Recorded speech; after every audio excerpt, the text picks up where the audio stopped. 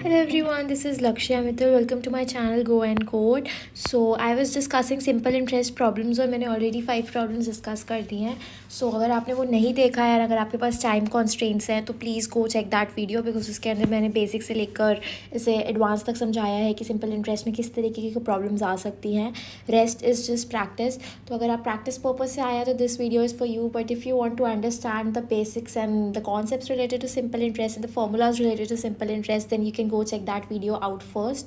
तो आप 2x को उस वीडियो पे देख लो एंड जल्दी से अपने कॉन्सेप्ट्स क्लियर करके फिर उसके बाद प्रैक्टिस करो. बिकॉज अगर आप जल्दी से क्लियर नहीं करोगे कॉन्सेप्ट्स और डायरेक्ट नेक्स्ट वीडियो पे स्विच मारोगे तो then it will not be beneficial to you. So देख लेना आप, अगर आपको अपने कॉन्सेप्ट्स क्लियर करने हो तो पुरानी वीडियो है, just have a look at it. पर अभी के लिए let's do question 6 which is saying that a sum of rupees 12,500 amounts to 15,500 in 4 years at the rate of simple interest, at the rate of simple interest. तो what is the interest, तो हमें इस question में rate पूछा है.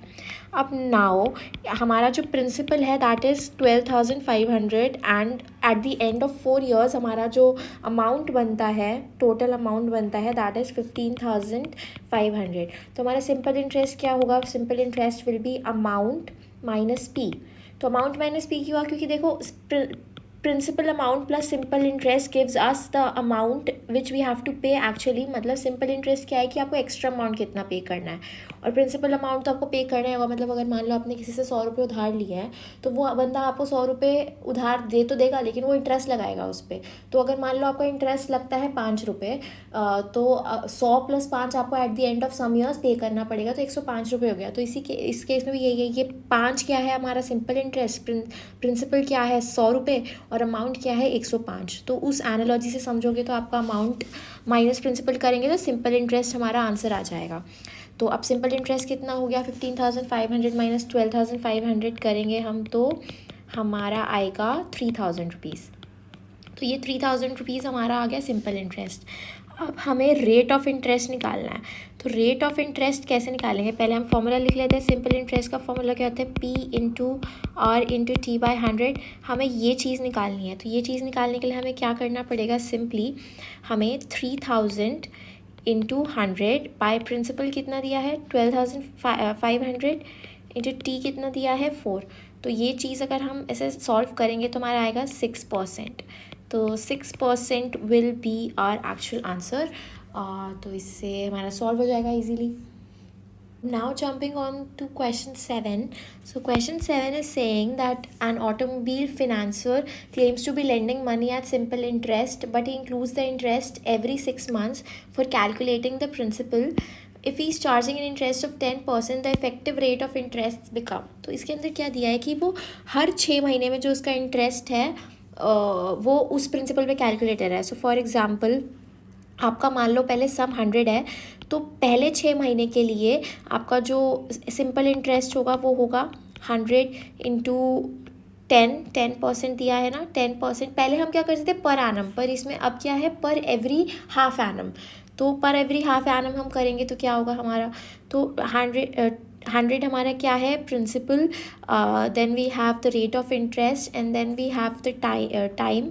तो time को अभी हम 1 ले लेंगे एंड देन वी हैव 100 और टाइम को 1 मैंने लिया है. आप इसको अगर आप एवरी 6 मंथ्स कर रहे हो तो 1 नहीं होगा. खुद सोचो, अगर एवरी 6 मंथ्स कर रहे हैं तो 6 डिवाइडेड बाई 12 तो ये हो जाएगा 1/2.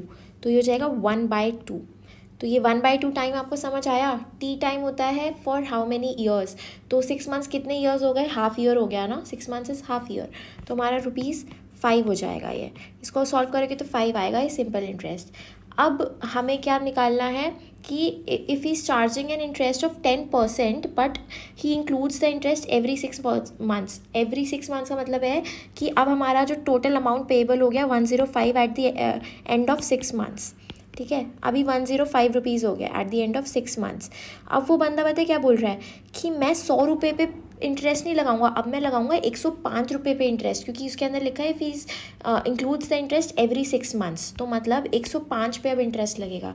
तो 105 पे अगर इंटरेस्ट लगेगा तो वही हमारा 105 into 10% into half year, 6 months कितना होता है हाफ ईयर, तो ये 100। इसको सॉल्व करेंगे तो हमारा क्या आएगा 5.25। अगर हम टोटल करते हैं टोटल, तो अब हमारा 105 प्लस 5.25 आएगा, तो ये हो जाएगा हमारा 110.25 रुपीज़। तो हमें पूछा क्या है, the effective rate of interest, हमें पूछा है द रेट ऑफ इंटरेस्ट। तो अभी क्या है हमारा जो टोटल अमाउंट वो पे करेगा eight the end of 1 year, जिसमें 6 मंथ्स उसने कुछ और दिया एंड 6 मंथ्स उसने कुछ और दिया simple interest, because her 6 months पे वो ऐड कर रहा था एंड वो ऐड कर रहा था on amount at the end of 6 months. तो मतलब आपने पहले 100 रुपीज़ पे आपने सिंपल इंटरेस्ट निकाला, 5 आया, तो 105 टोटल अमाउंट हो गया। अब 105 पे उसने चार्ज किया फिर से simple interest, and then we have the total 110.25। अब हमें इफेक्टिव रेट ऑफ इंटरेस्ट पूछा है, तो 110 हमारा टोटल था, 100 से शुरुआत की थी, तो ये हो गया 10.25। तो ये 10.25 हमारा जो है वो डिफरेंस हुआ। तो अगर 10.25 को डिवाइडेड बाय 100 करते हैं तो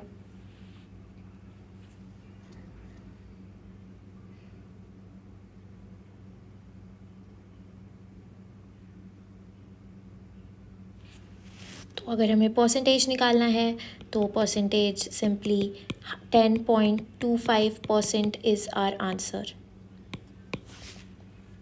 which is the effective rate of interest.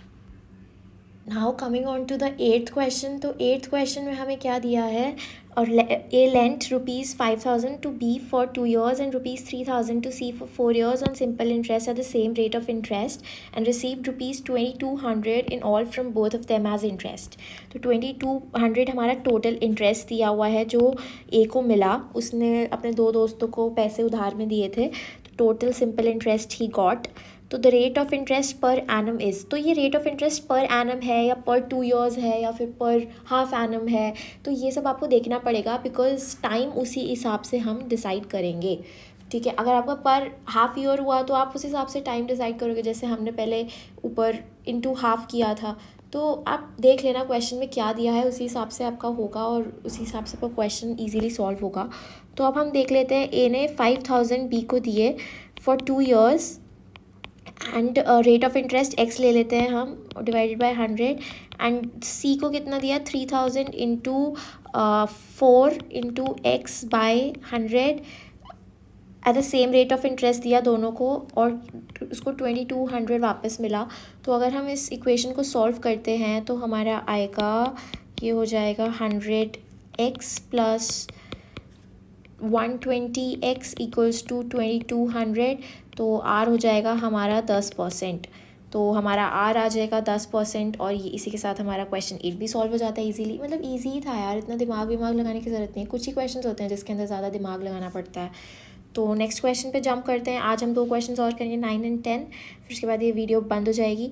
So in this question it's given a sum of ₹725 is lent in the beginning of a year at a certain rate of interest. After 8 months a sum of ₹362 more is lent but at twice the rate of former. At the end of the year ₹33.50 is earned at interest from both the loans. What was the original rate of interest? So original rate of interest अगर हम x ले लें तो new rate कितना हो जाएगा, new rate हो जाएगा हमारा ट्वाइस द फॉर्मर, तो ट्वाइस द ओरिजिनल रेट हो जाएगा हमारा 2x, तो ये हो जाएगा 2x%। ठीक है, अब हमें क्या दिया है कि a sum of ₹725 is lent in the beginning of a year at certain rate after 8 months. तो after 8 months a sum of ₹362.50 more is lent। तो अब हमें कैसे हमें टाइम निकालना है, तो ओरिजिनल रेट हमारा है 1 ईयर का, बट जो न्यू रेट है वो सिर्फ 4 महीने के लिए है, 4 महीने के लिए एज इन हमारा 1 साल ही बचा है ना, like we have just 1 year at the end of 1 year. तो जो हमारा 725 है वो तो पूरा 1 साल के लिए अमाउंट हुआ, तो 725 पी हो गया। आर कितना है हमारा x% ले लेते हैं, टी कितना है 1 डिवाइडेड बाय 100। ठीक है, लेकिन इस वाले में हमें थोड़ा ध्यान से टाइम देखना पड़ेगा। 362.50 हमारा जो प्रिंसिपल है, आर हमारा 2x हो जाएगा डिवाइडेड बाय 100। अब टाइम क्या होगा, टाइम देखते हैं। आफ्टर 8 मंथ्स मतलब कि 8 महीने के बाद, तो कितने महीने बचे, 4 महीने बचे ना, हमें सिर्फ 1 साल का निकालना है। Eight the end of 1 year लिखा है तो हमें 4 महीने का निकालना है। 4 महीने कितने ईयर होते हैं, 4 महीने होते हैं 4/12, मतलब 1/3 ईयर्स। तो हमें सिर्फ 1/3 ईयर्स का निकालना है। तो यहाँ पे जो टाइम होगा दैट इज़ गोना बी 1/3। तो अगर हम इसको सॉल्व करते हैं इक्वेशन में डालकर, तो ये हो जाएगा 362.50 into 2x into 1/3/100 equals to 33.50। 33.50 दिया है because that is earned as the interest from both the loans. तो अगर इसे सॉल्व किया जाए तो हमारा जो आंसर आएगा वो आएगा 3.46%। इसको सॉल्व करके देख लेना, आपका ये नहीं आए तो मुझे बता देना कमेंट बॉक्स में, I will correct the answer. But अगर ये आता है तो ये भी लिख देना कि हाँ answer is matching with my answer. So solve करके देखना यार, सॉल्व करके देखोगे जब भी तो क्वेश्चंस अच्छे से होंगे। तो next question is, a man took loan from a bank at the rate of 12% per annum simple interest. After 3 years he had to pay rupees 5400 interest, not only if only for the period the principal amount borrowed by him was. तो इस question में दिया है उसने loan लिया 12% per annum पे simple interest. After 3 years उसको 5400 as an interest देना पड़ा।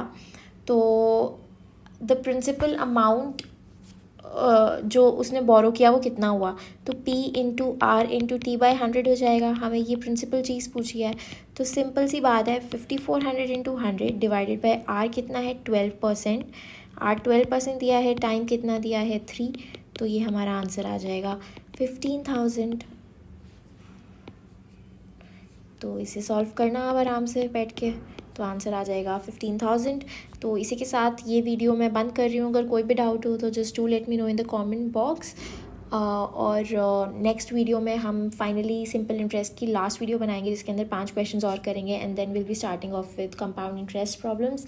तो आज के लिए इतना ही। Stay safe, stay happy, bye bye.